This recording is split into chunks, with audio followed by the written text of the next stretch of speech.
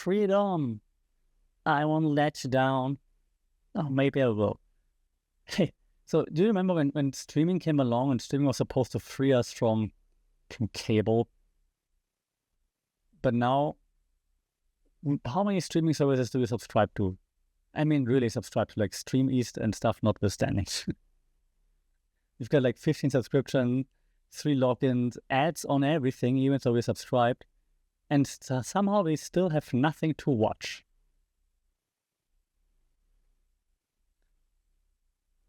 The promise of endless choices with all those streaming services kind of collapsed into this corporate deja vu, right? It feels like cable all over again.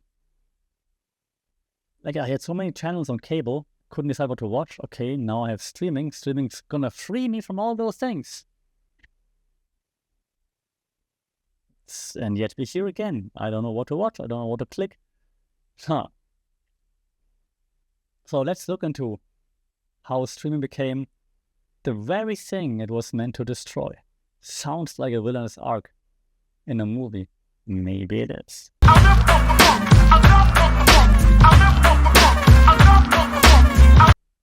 Saudi come and welcome to another episode here for the subject about mindful media and communication.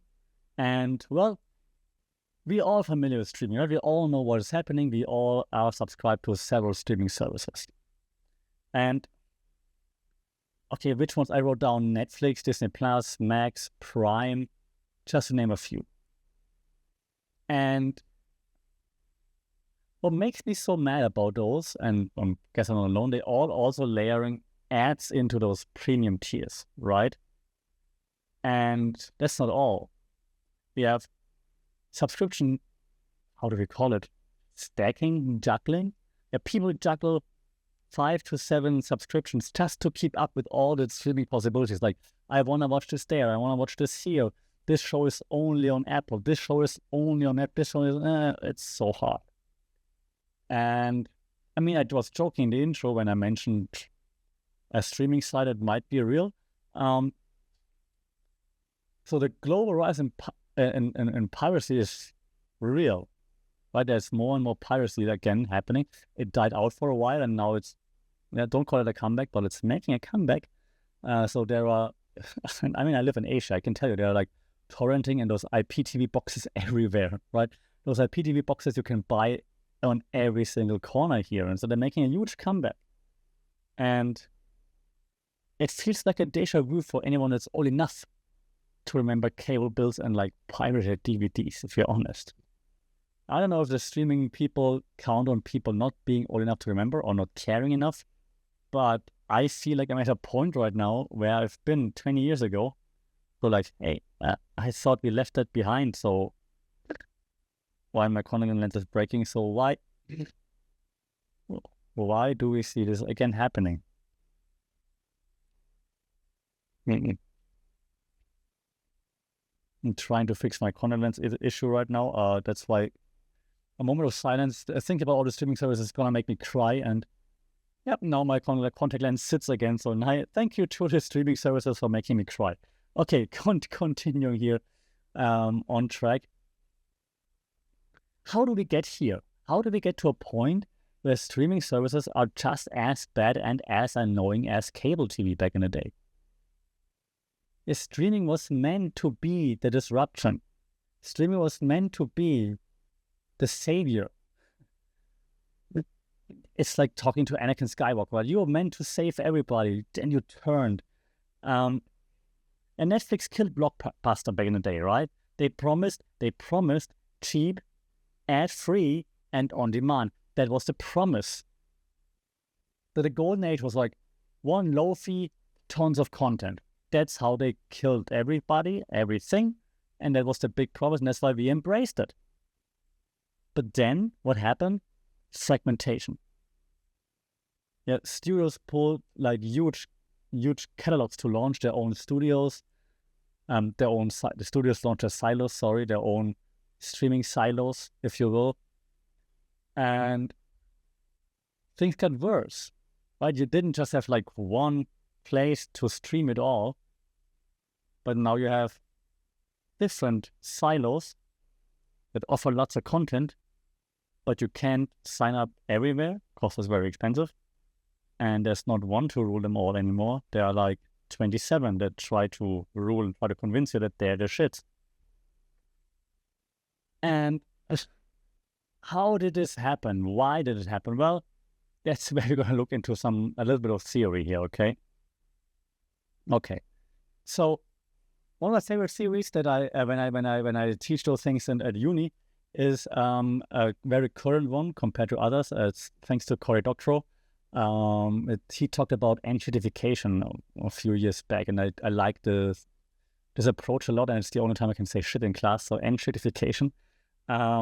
He says that usually platforms, when they come to life, when we first discover them, the platforms, they start good, right? So they have a promise, they have like a positive idea behind it. Like, hey, we want to help people do something. We can actually add value to people's lives. That's good.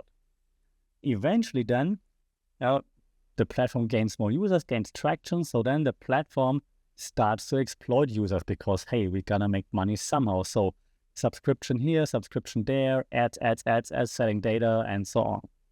And once, that stales a little bit, the platforms go like, okay, damn, what else can we do to make money? Well, we can squeeze the creators. Hey, Facebook. We can squeeze the creators, and then eventually, when the squeezing is like at the end and you can squeeze the creators much more, then they collapse under their own greed. And we see this in streaming services happening. We see this in Netflix with like ad tiers, for example. Right? So you can pay less, but then you see ads. You can pay less, but you can only watch it on your phone. You can pay less, but then you can only watch it on one device, and so on. Disney Plus, the price hikes that have been going through. Right? We see it now with ESPN Plus or ESPN. I think ESPN Plus with like WWE and so on. Right? So gonna be curious to see how Paramount works out now that they have the UFC on there, for example. Hulu also doubled the price. So we see that platforms in the beginning are like, hey, we offer you cool things, and now they're at a stage already where they kind of squeeze the last possible benefit out of the users. So enshittification is basically when your premium tier comes with the same commercials as YouTube, but it costs $20. And YouTube isn't perfect. I'm not saying YouTube is the best. Of course, it's not. They're doing just the same things, right? But you see how the enshittification process hits every single platform because it can help ourselves. And there's another guy who talked about like media development and how platforms change. This guy's called Henry Jenkins. We had him in one of the earlier episodes. He's a staple in my classes too. He talks about media convergence, okay? And so he says, well, the problem here, if I apply media convergence to this topic, is that the audience is kind of forced to follow stories across like those broken, fractured ecosystems. It's not like one nice ecosystem where I can see all the stories. It's all those different platforms that I have to be on if I want to follow everything.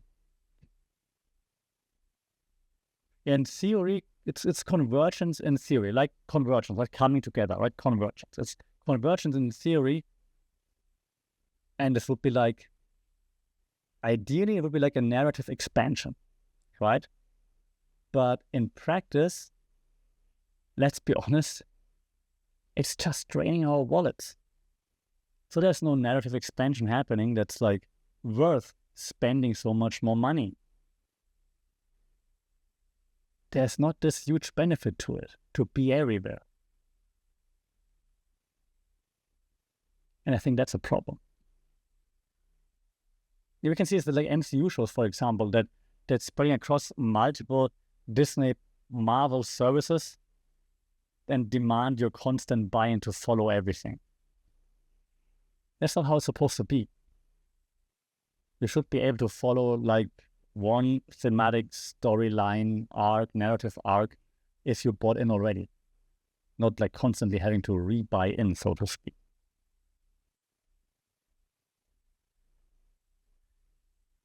And this leads us to the third theory for today, just the attention economy. We talked about this before as well.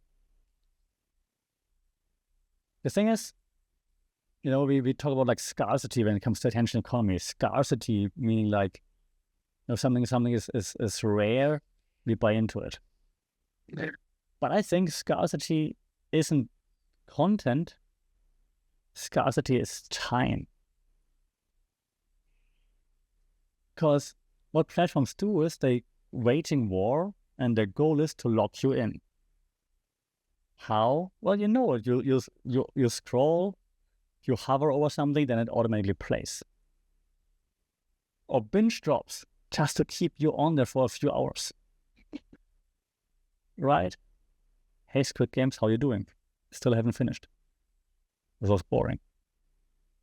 The thing is, though, the irony, if you might say, paradox of choice. The more choice, the less joy. Isn't that paradoxical? Shouldn't it be better? Shouldn't we enjoy it more if we have more choices? Now you must say, okay, that's nice three theories here, attention economy, media convergence, and enshittification, but in real life, come on, that's not really how it's happening. Well, let's see how this looks on our screens. Disney Plus, splitting packages, sports, Marvel, family content, different bundles. Tell me it's not happening. Where's the convergence? Where, Disney Plus, where? That's divergence. Isn't it converging? Netflix testing extra fees for password sharing. Lots of user backlash, and of course, piracy is spiking again. HBO rebranding all the time. What's it called right now? HBO Max, whatever. Confusion over which content library is on, which is not. International audiences, hey, there are people outside the US. I know it's hard to believe for those streaming giants, but there are people outside the US. International audiences are hit way harder because local catalogs are stripped down, which is super annoying. So you have to VPN. It's a cat and mouse game, like which VPN works better so that I can actually watch the series that I want to watch. So annoying. So annoying. So at some point, you realize you're paying more than you ever did for cable. And cable was so much easier with that.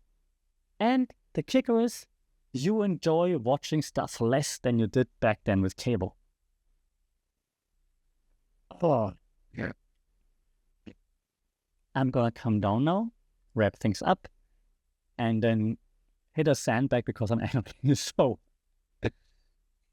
streaming right now is a fantastic symptom of what we call platform logic. That's another theory we discussed many a times. Now, once the scale is reached, profit extraction begins. Enshittification process started. And the fact that there's like so many sites that are pirating again is not a coincidence. Yeah, it's not just a rebellion, it's a consumer response. And streamers should understand that, but they're not. And the streaming wars were like a big buzzword over a few years. Who's going to win the streaming wars? There was never a streaming wars. It's streaming consolidation. And that's all it is. And to bring it back to my intro, we kind of cut the cord, we cut the cable, only just to reattach it again through 15 smaller, more expensive cords.